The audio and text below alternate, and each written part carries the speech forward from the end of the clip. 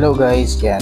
Ito na naman yung bagong gawang trifold wallet from Cordura Fabric. So, iniba ko yung design ng lock niya.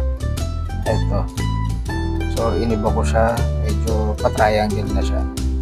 Tapos, wala siyang zipper dito sa likod. So, bali ito yung loob niya. Yan. So, may mga iniba na rin ako dito. Tulad yan yung gilid nitong card slot, hindi na yung pang lining yung ginawa ko. Ayan. So fabric na rin siya ng Cordura. So ito yung loob, may spacing niya kung mapapansin nyo dyan, may spacing na siya ngayon. Ayan. So open siya.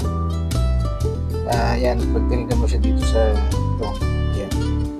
Ayan siya. Tapos ito yung sa likod, yung divider.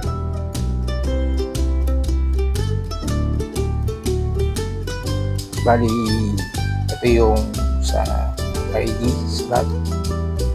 So, ayan siya. Madali lang siyang ilagay. So, ganyan yung tsura niya. Medyo may naiba lang ng konti. Yan, dun sa ano. Tsaka yung wall key ako nito ginasikat dito.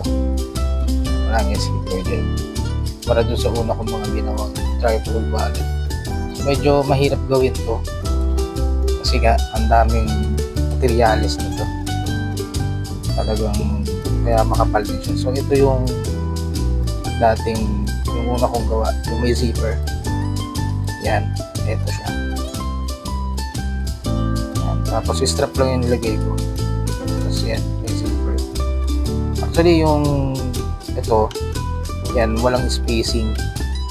Yan yung hindi katulad nitong isa. Yan, may spacing yan.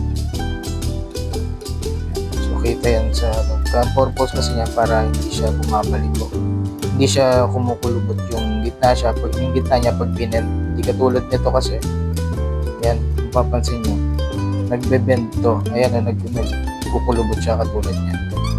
So yun ang kaya ko siya ginanyan. So yan ang purpose niya.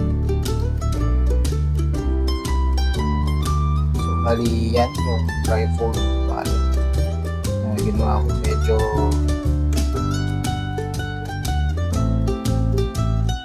so yan, maraming salamat sa panonood.